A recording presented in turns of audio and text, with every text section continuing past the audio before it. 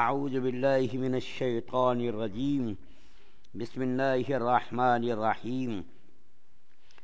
قالوا یا موسیٰ انا لن ندخلها ابدا ما داموا فیها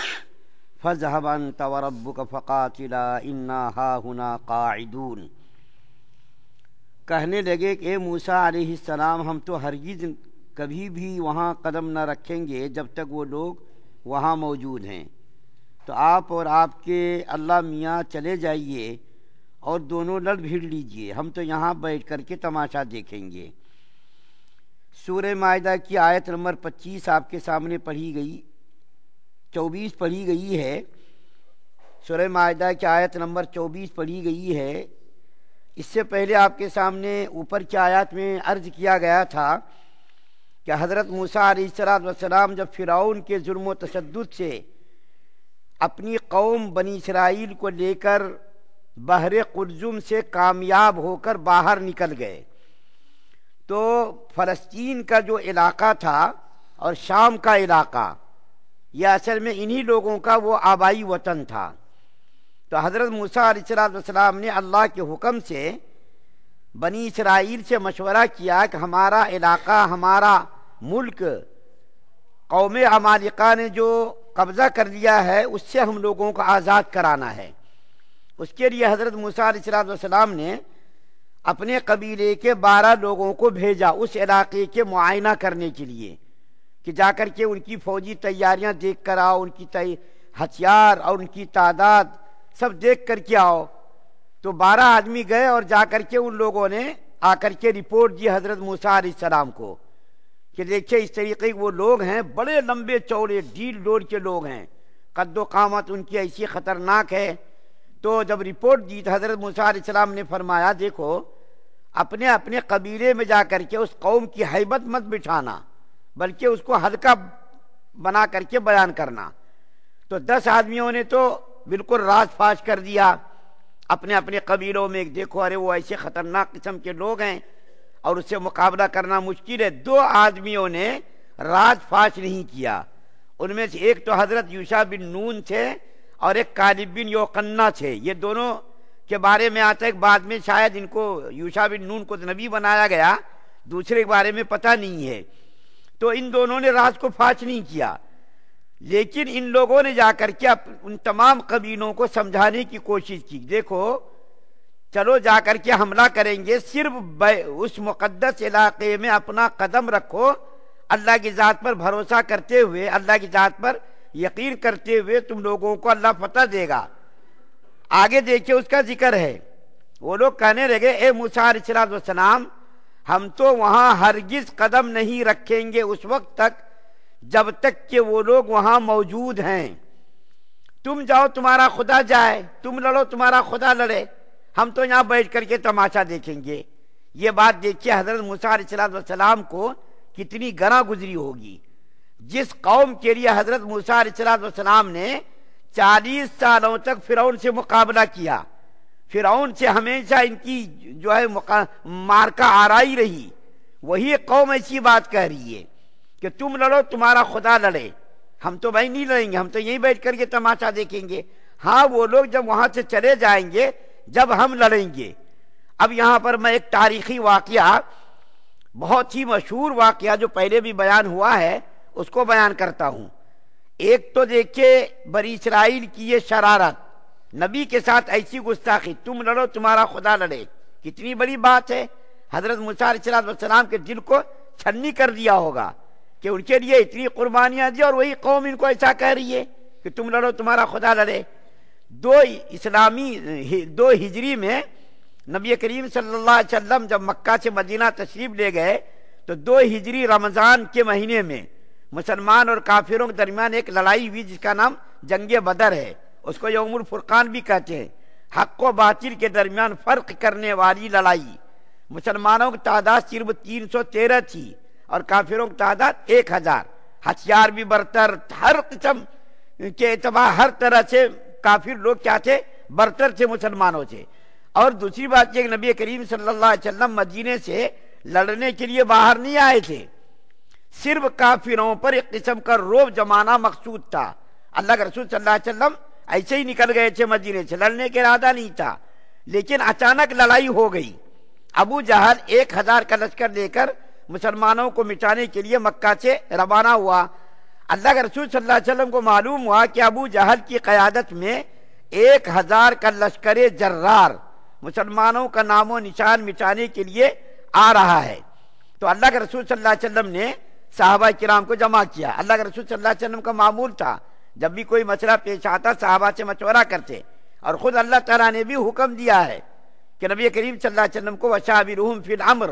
آپ مشورہ کیا کیجئے اپنے احباب سے، اپنے دوستوں سے، اپنے صحابہ سے۔ تو نبی کریم صلی اللہ علیہ وسلم نے صحابہ کرام کو جمع کیا، جمع کر کے مشورہ کیا کہ ہم لوگوں کو کیا کرنا چاہیے۔ ہم لوگ تو لڑنے کے ارادے سے نہیں آئے، لیکن اچانک یہ جو ہے نوبت آ گئی ہے، اب ہم لوگوں کو کیا کرنا چاہیے، تم لوگ مشورہ دو۔ سب سے پہلے حضرت ابوبکر صدیق رضی اللہ تعالیٰ عنہ کھڑے ہوئے، اور کھڑے ہو کر کے نہایت ہی بے باکی کے ساتھ،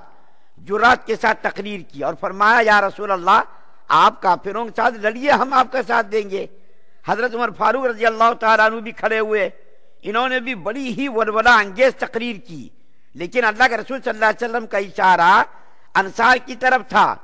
کہ یہ تو مہاجر لوگ ہیں، ہمارے لوگ یہ شروع سے ساتھ دیتے آئے ہیں، لیکن یہ انصار لوگ ہیں، یہ لوگ بولے نا، یہ لوگ کچھ مشورہ دیں۔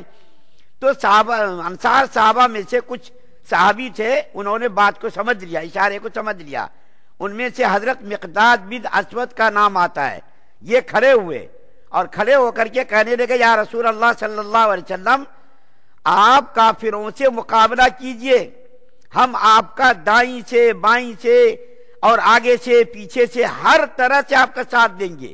بزدلی کا مظاہرہ نہیں کریں گے، آپ جو ہے چلیے کافروں سے مقابلہ کیجئے۔ اور موسیٰ علیہ السلام کی قوم نے جو یہ کہا تھا فَاذْهَبْ أَنْتَ وَرَبُّكَ فَقَاتِلَا إِنَّا هَاهُنَا قَاعِدُونَ، موسیٰ علیہ السلام کی قوم نے جو کہا تھا موسیٰ علیہ السلام سے، اے موسیٰ علیہ السلام تم لڑو، تمہارا خدا لڑے، ہم تو یہاں بیٹھ کر تماشا دیکھیں گے، ایسا ہم جواب نہیں دیں گے آپ کو، ہم تو آپ کے آگے سے پیچھے سے دائیں جانب بائیں جانب ہر چہار جانب سے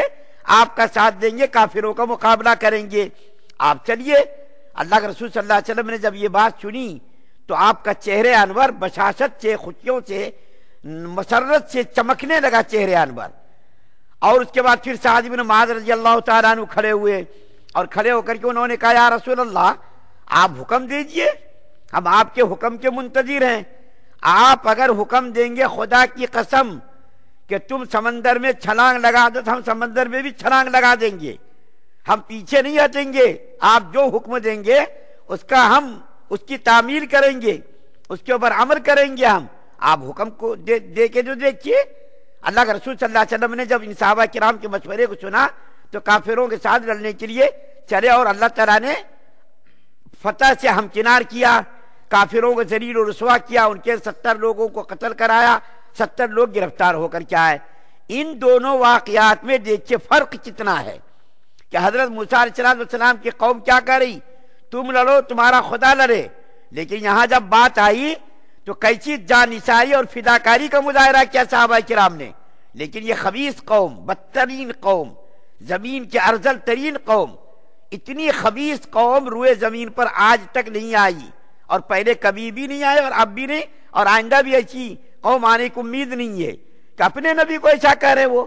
کتنی محنتوں کے ساتھ، قربانیوں کے ساتھ موسیٰ علیہ السلام ان کو فرعون کے ظلم و تشدد سے باہر نکال کر کے لائے، ان کو تو جانثاری کا مظاہرہ کرنا تھا، ہم لڑیں گے، چلو آپ چلو آگے، ہم آپ کے پیچھے ہیں، لیکن نہیں، تم لڑو تمہارا خدا لڑے، ہم تو یہاں بیٹھ کر کے تماشا دیکھیں گے۔ اور یہاں دیکھیے صحابہ کرام کا مظاہرہ، صحابہ کرام کی جانثاری، ان کی فداکاری دیکھیے کہ کس قدر جوش اور ولولے سے کہہ رہے کہ اگر آپ سمندر میں کود جانے کا حکم دیں گے تو وہ بھی کریں گے، ہم آگ میں کود جانے کا حکم دیں گے وہ بھی ہم کریں گے،